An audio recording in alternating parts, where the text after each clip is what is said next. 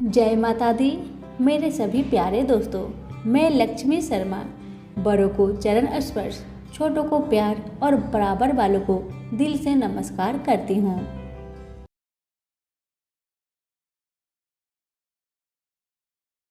ओम नमः भगवते वासुदेवाय नमः। आज मैं आप सभी को बैसाख अमावस्या की 5 पावन कथा सुनाने जा रही हूँ। इन कथाओं को जो भी श्रद्धा पूर्वक सुनता है उसके सारे कष्ट समाप्त हो जाता है। कथा को पूरा जरूर सुनिएगा। अगर अच्छी लगे तो दूसरों को भी शेयर कीजिएगा। तो प्रेम से बोलिए लक्ष्मी नारायण की जय हो, महादेव की जय हो। वैशाख अमावस्या पर पितरों की शांति, ग्रह दोष, काल सर्प दोष आदि से मुक्ति के लिए उपाय किए जाते हैं। इस दिन हो सके तो उपवास रखना चाहिए। इस दिन व्यक्ति में नकारात्मक सोच बढ़ जाती है। ऐसे में नकारात्मक शक्तियाँ उसे अपने प्रभाव में ले लेती है। तो ऐसे में हनुमान जी का जप करते रहना चाहिए। अमावस्या के दिन ऐसे लोगों पर ज्यादा प्रभाव पड़ता है जो लोग अति भावुक होते हैं। अतः ऐसे लोग को अपने मन पर कंट्रोल रखना चाहिए और पूजा पाठ आदि करना चाहिए। इस दिन किसी भी प्रकार की तामसिक वस्तुओं का सेवन नहीं करना चाहिए। इस दिन शराब आदि नशे से भी दूर रहना चाहिए। इसके शरीर पर ही नहीं, आपके भविष्य पर भी दुष्परिणाम हो सकते हैं। अब सुनिए वैशाख माह की पौराणिक कथा। बहुत समय पहले धर्मवर्ण नाम के एक वृद्ध थे। वह बहुत ही धार्मिक प्रवृत्ति के थे। एक बार उन्होंने किसी महात्मा के मुख से सुना कि घोर कलयुग में भगवान विष्णु के नाम स्मरण से ज्यादा पुण्य किसी भी कार्य में नहीं है। जो पुण्य यज्ञ करने से प्राप्त होता है उससे कहीं अधिक पुण्य फल नाम सुमिरन करने से मिल जाता है। धर्मवर्ण ने इसे आत्मसात कर संन्यास लेकर भ्रमण करने निकल गए। एक दिन भ्रमण करते करते वह पितृलोक जा पहुंचे। वहां धर्मवर्ण के पितर बहुत कष्ट में थे। पितरों ने उन्हें बताया कि उनकी ऐसी हालत धर्मवर्ण के संन्यास के कारण हुई है, क्योंकि अब उनके लिए पिंडदान करने वाला कोई शेष नहीं। यदि तुम वापस जाकर गृहस्थ जीवन की शुरुआत करो, संतान उत्पन्न करो तो हमें राहत मिल सकती है। साथ ही वैशाख अमावस्या के दिन विधि विधान से पिंडदान करे। धर्मवर्ण ने उन्हें वचन दिया कि वह उनकी अपेक्षाओं को अवश्य पूर्ण करेगा। तत्पश्चात धर्मवर्ण अपने सांसारिक जीवन में वापस लौट आया और वैशाख अमावस्या पर विधि विधान से पिंडदान कर अपने पितरों को मुक्ति दिलाई। श्री कृष्ण भगवान बोले, हे पार्थ, जो मुझ में मन लगाकर मेरे में ही आश्रय लेकर योगा अभ्यास करते हुए मेरे स्वरूप का संचय रहित पूर्ण ज्ञान प्राप्त होगा, सो सुनो। विज्ञान के सहित वह पूर्ण ज्ञान में तुम्हें सुनाता हूँ, जिसके जानने से तुमको इस लोक में और कुछ जानना शेष न रहेगा। सहस्त्रों मनुष्य में से कोई एक सिद्धि प्राप्त के लिए यत्न करता है। उन यत्न करने वाले सिद्धों में से कोई बिरला ही मुझे ठीक जान पड़ता है। पृथ्वी, जल, अग्नि, वायु, आकाश, मन, बुद्धि और अहंकार, यह 8 प्रकार की मेरी प्रकृति माया है। इस प्रकृति को अपरा अचेतन अर्थात जड़ कहते हैं। और हे महाबाहो, इससे दूसरी प्रकृति चेतन है, जिसने संपूर्ण जगत धारण किया है। इन्हीं प्रकृतियों से सब प्राणी मात्र उत्पन्न होते हैं। ऐसा जानो, यह प्रकृतियां हमसे ही उत्पन्न हुई है। इस तरह सब जगत की उत्पत्ति और प्रलय का कारण मैं ही हूँ। हे धनंजय, जिस प्रकार धागे में मणि पिराई जाती है, उसी भांति यह सब संसार मुझसे परे और कुछ भी नहीं। हे कुंती पुत्र, जल में रस में मैं ही हूँ। चंद्रमा और सूर्य में प्रकाश में मैं ही हूँ। सब वेदों का सार मैं ही हूँ। आकाश में शब्द तथा पुरुष में पौरुष मैं ही हूँ। हे अर्जुन, पृथ्वी में सुगंध तथा अग्नि में तेज रूप मैं ही हूँ। सब प्राणियों में जीवन और तपस्वियों का तप मैं ही हूँ। हे पार्थ, समस्त प्राणियों में सनातन बीज रूप मुझको ही जानना। बुद्धिमानों में बुद्धि स्वरूप और तेजस्वियों में तेज मैं ही हूँ। हे अर्जुन, काम और रोग रहित बलवान पुरुषों में धर्म के विरुद्ध न जानने वाला कर्म मैं ही हूँ। जितने भी स्वास्तिक, राजस, तामस पदार्थ है, वे सब मुझसे ही उत्पन्न हैं, परंतु उनमें मैं नहीं रहता। ये सब मुझ में है। सत्व, रज, तम, इन तीनों गुणों के प्रभाव से यह सारा जगत मोहित हो रहा है। इस कारण यह मेरी गुणमयी और दिव्यमयी माया अति दुस्तर है। जो मुझको अनन्य भाव से भजते हैं वे इस माया को पार कर जाते हैं। हे भारत श्रेष्ठ अर्जुन, 4 प्रकार के जीव मुझको भजते हैं। दुखिया, जिज्ञासु, ऐश्वर्य की कामना करने वाले और ज्ञानी, जिनमें मुझे सदा एकाग्रचित और केवल मेरी भक्ति करने वाले, और ज्ञानी, जिनमें मुझे सदा एकाग्रचित और केवल मेरी भक्ति करने वाले ज्ञानी पुरुष श्रेष्ठ है। क्योंकि मैं ज्ञानी को अत्यंत प्रिय हूँ और वह मुझको प्रिय है। यद्यपि ये सभी भक्त श्रेष्ठ है, तथापि ज्ञानी तो मेरी आत्मा ही है, क्योंकि वह मुझ में ही मन लगाकर मुझको ही सर्वोत्तम गति मान मेरा ही आश्रय ग्रहण करता है। वह ज्ञानी अनेक जन्मों के बाद मुझे पा लेता है। ऐसा महात्मा अति दुर्लभ है जो सब जगत को वासुदेवमय समझे। हे अर्जुन, जो भक्त श्रद्धा पूर्वक जिस जिस देवता का पूजन करना चाहते हैं उन पुरुषों की उस श्रद्धा को मैं ऋण कर देता हूँ। यह उस श्रद्धा से मुक्त होकर उस देवता की आराधना करता है, फिर उसको मेरे ही रचे हुए काम का फल प्राप्त होते हैं। परंतु उन अल्प बुद्धि वालों का फल नाशवान है। देवताओं की आराधना करने वाले देवताओं को मिलते हैं और अव्यय, अविनाशी, अच्युत्यम स्वरूप को न जानकर मंद बुद्धि लोग मुझे अव्यक्त को व्यक्त मानते हैं। मैं योग माया से आच्छादित होने के कारण सबको नहीं दिखता, उसी से मूर्ख लोग अनादि तथा अविनाशी मुझको नहीं जानते। हे अर्जुन, मैं भूत, भविष्य और वर्तमान के सभी प्राणियों को ही जानता हूँ, पर मुझे कोई भी नहीं जानता। हे भारत, हे भारत, हे परम तप, इच्छा और देश से उत्पन्न होने वाले सुख दुख आदि धंधों के मोह से जगत के सभी प्राणी भ्रम में फंस जाते हैं। जिन पुण्य आत्माओं के पाप नष्ट हो गए हैं वह पुरुष दृढ़ मोह से छूटकर दृढ़ निश्चय करके मेरी भक्ति करते हैं। जो आश्रय लेकर जीवन मरण से दूर करने के अर्थ प्रयत्न करते हैं वे पुरुष ब्रह्मा आत्मज्ञान अपने चित्त को निश्चल रखकर उसका संगम करता है और अंत कारण की समाधि लगाता है। जिस अवस्था में योग अभ्यास के कारण चित्त का वेग रुक रुक कर विषयों से पृथक होने लगता है और जब शुद्ध अंतःकरण से आत्मा को देखकर आत्मा में ही संतुष्ट होता है, जिस अवस्था में वह अत्यंत सुख जो इंद्रियों द्वारा जाना नहीं जा सकता वरन केवल बुद्धि से ही जाना जाता है, और जब वह योगी अनुभव करता है तब आत्मा स्वरूप में स्थिर हो उससे विचलित नहीं होता। इस अवस्था को पाकर फिर और कोई लाभ उसको अच्छा नहीं लगता और जहाँ स्थिर होने पर और कोई बड़ा भारी दुख उसको वहाँ से चलायमान नहीं कर सकता। इस अवस्था को दुख संयोग वियोग कारक नामक योग जानना हो तो योग निर्विकल्प चित्त से निश्चय करके जानना चाहिए। संकल्प से उत्पन्न होने वाला समस्त कामनाओं को त्याग कर और मन ही मन में सकल इंद्रियों को चारों ओर से रोक रोक कर धैर्य के साथ बुद्धि को अपने अधीन कर धीरे धीरे विषय से दूर हटा ले और भली भांति मन को आत्मा में स्थिर करके किसी वस्तु की इच्छा ना करे और चंचल मन जिधर जिधर जाए उधर से इसको हटाकर आत्मा के बस में करना चाहिए। इस प्रकार शांति चित्त तथा रजोगुण से रहित निष्पाप तथा ब्रह्म स्वरूप योगी को उत्तम सुख प्राप्त होता है। इस रीति से निरंतर योगाभ्यास करने वाला योगी समस्त पापों से छूटकर सहज ही उस परम सुख को पा लेता है जो ब्रह्म के संयोग से प्राप्त होता है। जिसका मन योग में स्थिर हो गया है उसकी दृष्टि भी सर्वत्र समान हो जाती है और वह सब प्राणियों में अपने को और अपने में सब प्राणियों को देखता है। जो सब प्राणियों में मुझको और मुझ में सब प्राणियों को देखता है, मैं उससे अलग नहीं रहता और मुझसे वह अलग नहीं रहता। जो अभेद भाव से रहता है, सब प्राणियों में स्थिर हो मेरा मनन करता है, वह योगी चाहे जिस अवस्था में रहे मुझ में मिल जाता है। हे अर्जुन, जो समस्त प्राणियों के दुख सुख के समान समझता है और सबको समान देखता है वही श्रेष्ठ योगी है। अर्जुन बोले, हे मधुसूदन, आपने जो योग बताया कि सबको अपने ही समान देखे, सो मन के चंचल होने के कारण मैं उसको अपने में दृढ़ स्थिर नहीं देखता हूँ। हे श्री कृष्ण, यह चंचल मन बड़ा ही हठी पराक्रमी और दृढ़ है। इसको अपने अधीन रखना तो मुझे वायु को बांध रखने के समान ही प्रतीत होता है। श्री कृष्ण भगवान ने कहा, हे महाबाहो, इसमें संदेह कि मन अति चंचल है, तो भी हे कुंती पुत्र, अभ्यास और वैराग्य से इसे बस में किया जा सकता है। जिसका मन बस में नहीं उसको योग अति दुर्लभ है।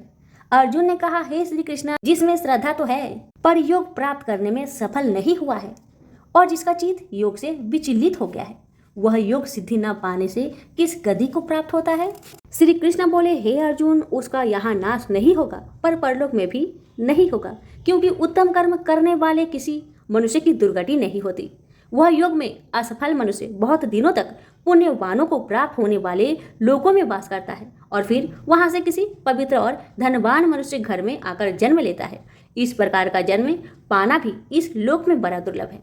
हे कुरुनंदन, यह योगियों के बस में जन्म लेकर पूर्व जन्म की बुद्धि संस्कार अर्थात आत्मज्ञान को पाता है और उससे अधिक सिद्धि के लिए यत्न करता हूँ। पूर्व जन्म में किए योग अभ्यास के बल में अनेक विघ्नों को पड़ने पर भी यह मोक्ष को प्राप्त होता है। योग की केवल इच्छा ही हो तो पुरुष शब्द ब्रह्म के परे जा पहुंचता है। जो बड़े परिश्रम और यत्न से योग अभ्यास करता है वह पापों से छूट मोक्ष को पाता है। बड़े तपस्वियों से योगी श्रेष्ठ है, जो शुद्ध होकर अनेक जन्मों में परिश्रम करके सफल होता है, और ज्ञानियों से भी योगी श्रेष्ठ है। इसलिए हे अर्जुन, तुम योगी बनो। केवल मुझ में ही मन लगाकर योग प्राप्ति के लिए जो मेरा भजन करता है, उसको समस्त योगियों के मध्य से मैंने अत्यंत श्रेष्ठ माना है। एक नगर में एक गरीब ब्राह्मण अपनी पत्नी के साथ रहता था। वह भिक्षा मांग मांग कर अपना जीवन गुजारता और भगवान की पूजा में लगा रहता था। वह उतने ही भिक्षा मांगता जिससे उसके और उसके परिवार का पेट भर सके। उस नगर का राजा बहुत धनवान था और ब्राह्मणों का आदर करने वाला था। राजा किसी भी ब्राह्मण को अपने महल से खाली हाथ नहीं जाने देते थे। दूर दूर से ब्राह्मण राजा के पास आते और मुंह मांगा दान लेकर आशीर्वाद देते हुए वापस चले जाते थे। एक दिन ब्राह्मण की पत्नी ने ब्राह्मण से कहा कि दूर दूर के ब्राह्मण राजा से मनचाहा दान लेकर चले आते हैं और तुम भी यहाँ रहकर राजा के पास नहीं जाते। जन्म भर में कंगाली का झक झेलूं, आज तुम जाओ और राजा से कुछ मांग कर लाओ। ब्राह्मण ने पत्नी को समझाते हुए कहा, तू तो बावड़ी है, हमें धन की क्या जरूरत, हमें इतना तो मिल ही जाता है जिससे हम अपना पेट भर सके, और राजा का धन तो अच्छा नहीं होता, वो हमें नहीं लेना चाहिए। ब्राह्मण की पत्नी जिद पर अड़ गई और बोली, मैं तुम्हारी एक भी बात सुनने वाली नहीं। कब तक हम कंगाली में जीते रहेंगे? तुम तो रोज माला लेकर बैठ जाते हो। अपने बच्चे को क्या खिलाएंगे और क्या पहनाएंगे? जब बच्चे दूसरे बच्चों को पहनते, ओढ़ते और खाते पीते देखेंगे तो उनका भी मन ललचाएगा।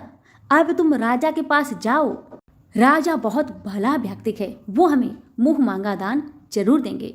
मजबूर होकर ब्राह्मण राजा के महल की ओर चल पड़ा, पर राजा उस समय महल में नहीं था। ब्राह्मण को वापस लौटना पड़ा। दूसरे दिन ब्राह्मण की पत्नी ने ब्राह्मण को फिर से महल में भेजा, परंतु राजा फिर से महल में नहीं मिला। तीसरे दिन राजा महल में गया और उसने ब्राह्मण का स्वागत किया और उसे आसन पर बैठाया और साथ में ब्राह्मण देवता से 2 दिन न मिल पाने के लिए क्षमा भी मांगी। राजा ने कहा, मैं आपकी क्या सेवा कर सकता हूँ? ब्राह्मण ने कहा, जो मैं मांगू वो आप दे सकेंगे? राजा ने कहा, हाँ हाँ कहिए, मैं आपकी क्या सेवा कर सकता हूँ? ब्राह्मण ने निवेदन किया, महाराज मैं कुछ और नहीं चाहता, बस आप मुझे अपने पसीने की कमाई से 4 पैसे दान में दे दीजिए। ब्राह्मण की बात सुन राजा बहुत हैरान हो गए और मन ही मन सोचने लगे कि मेरे महल में कितने सारे धन पड़े हैं, पर मेरी मेहनत की एक कौड़ी भी नहीं है। राजा ने ब्राह्मण से कहा, आप मुझे 1 दिन का समय दे, मैं कल आपको आपका मुंह मांगा दान दूंगा। ब्राह्मण महल से अपने घर को खाली हाथ ही लौट आए। ब्राह्मण को खाली हाथ आता देख पत्नी बोली, क्या हुआ, राजा ने कुछ दिया नहीं? ब्राह्मण बोला, राजा ने कल देने के लिए कहा है। ब्राह्मण की पत्नी सोचने लगी, शायद इन्होंने बहुत सारा धन मांगा होगा और राजा को इसकी व्यवस्था करने में समय लग रहा होगा, इसलिए कल बुलाया है। दूसरी ओर राजा ने अपने राजसी कपड़े बदलकर फटे पुराने कपड़े पहने और मजदूर जैसा भेष बना लिया। जब राजा की पत्नी ने देखा और कारण पूछा तो राजा ने सब कुछ बताया। रानी बोली, मैं भी आपके साथ चलूंगी। राजा के हाँ कहने पर रानी भी पुरानी साड़ी पहनकर आ गई। इस प्रकार राजा रानी मजदूरी की तलाश में शहर निकले। लुहारों के मोहल्ले में जाकर राजा ने आवाज लगाई, किसी को मजदूर चाहिए? आखिरकार एक लुहार ने उन्हें बुला लिया, जो पहिए पर हाल चढ़ाने की तैयारी कर रहा था। उसने राजा से कहा, देखो तुम्हें पहले खलात ठोकनी पड़ेगी और जब आग आ जाए उसके बाद घन पिटना होगा। फिर रानी की ओर देखकर कहा, तुम्हें कुएं से पानी लेकर होदी भरनी होगी और कोयले वाले घर से कोयला लेकर भट्टी में डालना होगा। तुम दोनों के दिन भर काम करने के लिए मैं तुम्हें 2-2 आने दूंगा। अगर काम पसंद हो तो बोलो, नहीं तो अपना रास्ता नापो। राजा रानी लोहार के बताए काम को करने लगे। राजा खलात ठोकने लगा पर उससे काम ठीक से नहीं हो पा रहा था। लोहार नाराज होकर राजा को ठीक से काम करने के लिए कहता है। राजा जैसे तैसे अपना काम करने लगा। रानी भी कुएं से पानी भरकर लाने लगी। रानी के हाथ में फफोले पड़ गए। किसी तरह बड़ी कठिनाइयों से उसने पानी का हौज भरा।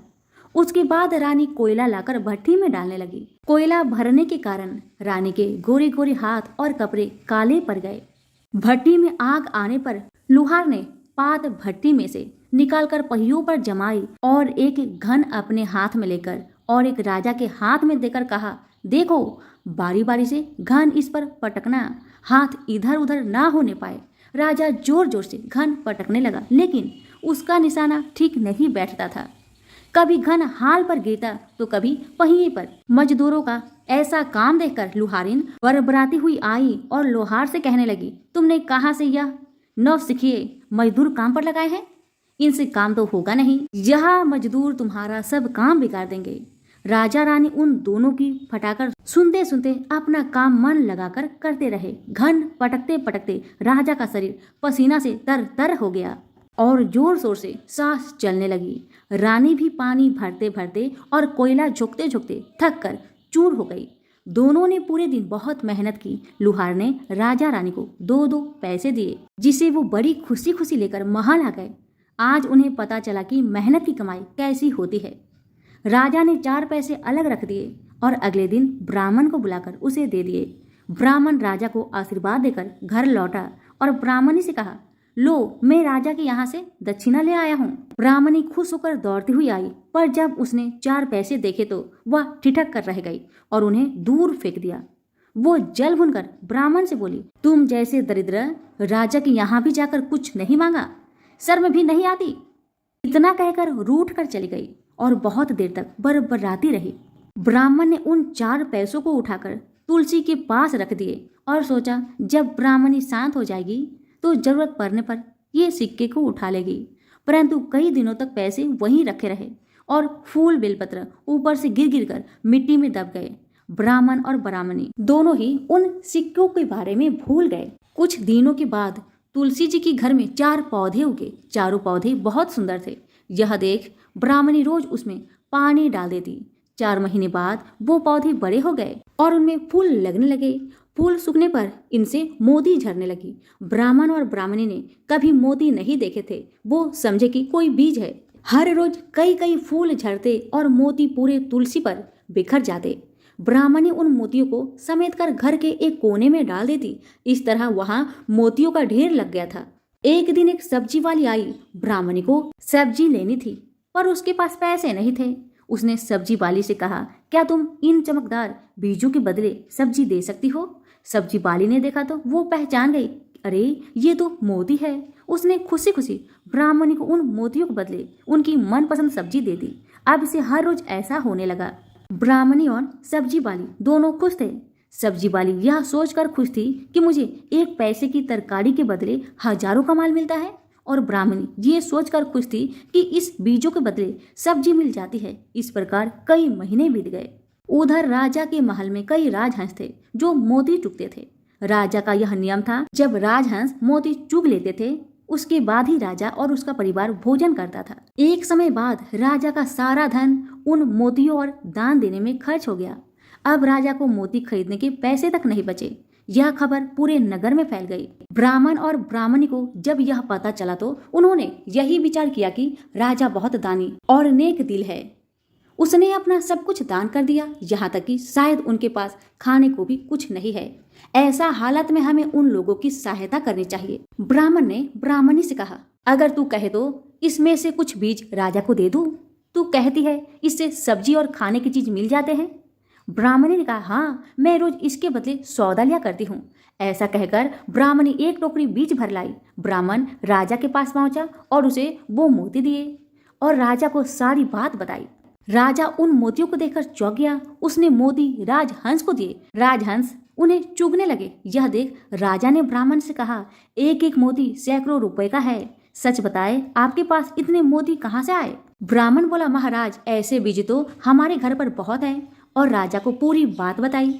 राजा अपने मंत्रियों के साथ ब्राह्मण के घर पहुंचे और उन चारों पेड़ों को देखा।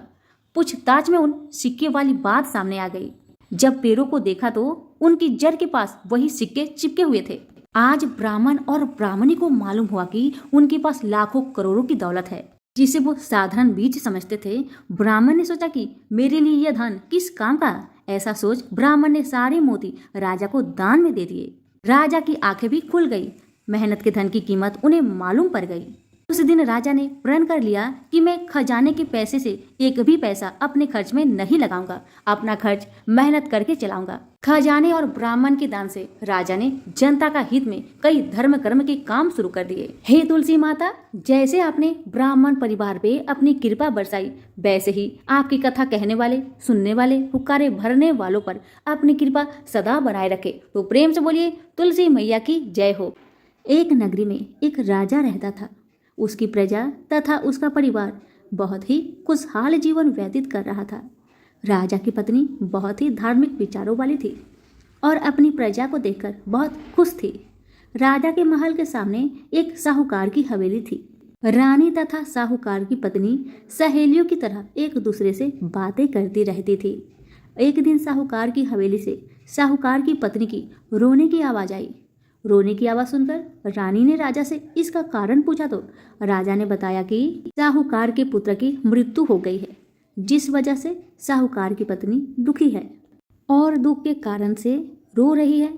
इस बात को सुनने के बाद रानी ने कहा कि आखिर दुख क्या है, वह क्यों रो रही है। यह बात सुनने के बाद राजा को समझ नहीं आ रहा था कि वह रानी को किस तरह समझाए कि दुख क्या होता है। राजा ने रानी को कहा, जिस दिन तुम्हारे पुत्र की मृत्यु होगी उस दिन तुम्हें पता चल जाएगा कि दुख क्या होता है। राजा ने कहा, तुम अपने पुत्र को मार दो, तभी तुम्हें दुख के बारे में पता चलेगा। यह बात सुनने के बाद रानी ने अपने पुत्र को महल से नीचे गिरा दिया। भगवान की कृपा से रानी का पुत्र किसी ढेर पर गिर गया और उसे कुछ नहीं हुआ। पुत्र को देखने के बाद रानी ने फिर से वही प्रश्न राजा से पूछा। तब राजा ने कहा कि पड़ोसी राज्य से युद्ध हो रहा है, मैं उस युद्ध में अकेला जाऊंगा और जब मेरी मृत्यु की खबर तुम तक पहुंचेगी तो तुम्हें एहसास हो जाएगा कि दुख क्या होता है। राजा युद्ध के लिए चला गया, परंतु भगवान की कृपा से वह जीत गया। राजा घर वापस आ गया और वह सोचने लगा कि आखिर ऐसी क्या बात है कि वह रानी को दुख का एहसास नहीं करवा पा रहा। इसके बाद राजा ने रानी को बुलाकर कहा कि वह दोनों गंगा यात्रा के लिए जाएंगे, इसलिए रानी तैयार हो जाए और गंगा किनारे जाकर वह गंगा में कूद जाएगा। रानी ने गंगा यात्रा की तैयारी शुरू कर ली। दूसरी तरफ कैलाश में भगवान शिव ने सती को कहा कि मैं कल युग में तुम्हें सुख आत्मा के दर्शन कराता हूँ। यह कहने के बाद भगवान शिव जी ने बकरी तथा माता पार्वती ने बकरी का रूप धारण कर लिया। इसके बाद वह नदी किनारे घास चरने लगे। वहीं पर राजा अपनी रानी के साथ आ गया। राजा तथा रानी ने वहां भोजन किया और विश्राम करने लगे। उस समय राजा पानी लेने चला गया। वहीं पर माता पार्वती ने शिव जी से कहा कि रानी दुख देखना चाहती है और भगवान से पूछने लगी कि रानी को दुख का एहसास क्यों नहीं हो रहा। रानी ने पशुओं को मनुष्य की बोली बोलते हुए सुन लिया। उसने सुना कि भगवान शिव माता पार्वती से कह रहे थे कि रानी ने अमावस्या का व्रत किया था, जिस कारण उसको दुख नहीं भोगना पड़ रहा। पिछले जन्म में रानी ने अमावस्या का व्रत किया और इस जन्म में वह अब सुख भोग रही है। इसके बाद उन्होंने कहा कि यहाँ राजा गंगा में भी नहीं मरेगा। रानी ने यह बातें सुनने के बाद राजा को सारी बातें बता दी। इसके बाद राजा रानी महल में वापस आ गए। राजा ने अपनी प्रजा को भी अमावस के व्रत करने की आज्ञा दी और कहा कि जो भी मनुष्य अमावस्या का व्रत करेगा उन्हें हमेशा सुख समृद्धि हासिल होगी। प्रेम से बोलिए उमापति शंकर की जय हो। एक समय की बात है, एक भाई बहन रहते थे। बहन का नियम था कि वह अपने भाई का चेहरा देखे ही खाना खाती थी। हर रोज सुबह उठती थी और जल्दी जल्दी घर का सारा काम काज करके अपने भाई का मुख देखने के लिए उसके घर से निकल जाती। एक दिन रास्ते में एक पीपल पेड़ के नीचे गणेश जी की मूर्ति रखी हुई थी। उसने भगवान के सामने हाथ जोड़कर कहा कि मेरे जैसा अमर सुहाग और मेरे जैसा अमर पिहर सबको दीजिए। यह कहकर वह आगे बढ़ जाया करती थी। हर दिन का उसका यही नियम था। जंगल के झाड़ियों के कांटे उसके पैरों में चुभा करते थे। एक दिन बहन भाई के घर पहुंची और भाई का मुख देखकर बैठ गई तो भाभी ने पूछा, पैरों में क्या हो गया है ननद जी? यह सुनकर उसने भाभी को जवाब दिया कि रास्ते में जंगल की झाड़ियों से गिरे हुए कांटे मेरे पाँव में चुभ जाते हैं। जब वह वापस अपने घर आ गई तब भाभी ने अपने पति से कहा कि रास्ते को साफ करवा दो। हमारी ननद यानी कि आपकी बहन झाड़ियों के रास्ते से आती है तो उसके पाँव में बहुत सारे कांटे चुभ जाते हैं। पत्नी की इतना बात सुनते ही भाई तुरंत उठा और हाथों में कुल्हाड़ी लेकर सारी झाड़ियों को काटकर रास्ता साफ कर दिया और इसी कारण से गणेश जी का स्थान भी वहां से हट गया।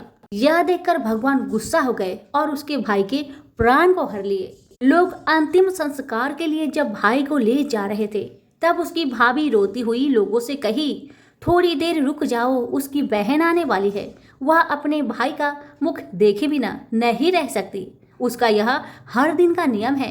तब लोगों ने कहा, आज तो देख लेगी पर कल कैसे देखेगी? रोज के दिन की तरह बहन अपने भाई का मुख देखने के लिए जंगल में निकल दी। जब जंगल में उसने देखा कि सारा रास्ता साफ किया हुआ है तब वह आगे बढ़ी तो उसने देखा कि सिद्धि विनायक को भी वहां से हटा दिया गया है। तब उसने जाने से पहले गणेश जी को एक अच्छे स्थान पर रखकर उन्हें स्थान दिया और हाथ जोड़कर बोली, हे गणेश महाराज, मेरे जैसा अमर सुहाग और मेरे जैसा अमर पिहर सबको देना। और फिर इतना कहकर आगे निकल गई। लड़की की बात सुनकर भगवान गणेश सोच में पड़ गए, अगर मैं इसका नहीं सुना तो मुझे कौन मानेगा, हमें कौन पूजेगा? तब सिद्धि विनायक ने उसे पीछे से आवाज दिया कि बेटी, इस खेजड़ी की 7 पत्तियां ले जा और उसे कच्चे दूध में घोलकर भाई के ऊपर छींटा मार देना, वह उठकर बैठ जाएगा। यह सुनकर जब बहन पीछे मुड़ी तो उसने देखा कि वहां तो कोई नहीं है, लेकिन फिर भी उसके दिल से आवाज आई, जो मैंने सुना वैसे ही करती हूँ, देखा जाए क्या होता है। इतना सोचकर वह 7 खेजड़ी की पत्तियां लेकर अपने भाई के घर पहुंची। उसने देखा वहां कई लोग बैठे हुए हैं। भाभी बैठी रो रही है और पास में ही भाई का लाश रखा हुआ है। तब उसे रास्ते में जो आवाज सुनाई दी थी वही बात याद आई और उसने वैसा ही किया जैसे उसने सुना था। उसने खेजड़ी की 7 पत्तियों को बताए हुए नियम के तहत भाई के ऊपर इस्तेमाल किया। तब उसका भाई उठकर बैठ गया। भाई बोला बहन से, मुझे तो बहुत ही गहरी नींद आ गई थी। तब बहन बोली, यह नींद किसी दुश्मन को भी ना आए, और उसने सारी बात अपने भाई को बता दी। हे गणेश महाराज, जैसे आपने उस बहन की सुनी वैसे ही कहानी कहने वाले, हुक्कारे भरने वाले सभी की परिवार की सुनना और सभी के परिवार की रक्षा करना। सभी प्रेम से बोलिए गणेश महाराज की जय हो। धन्यवाद।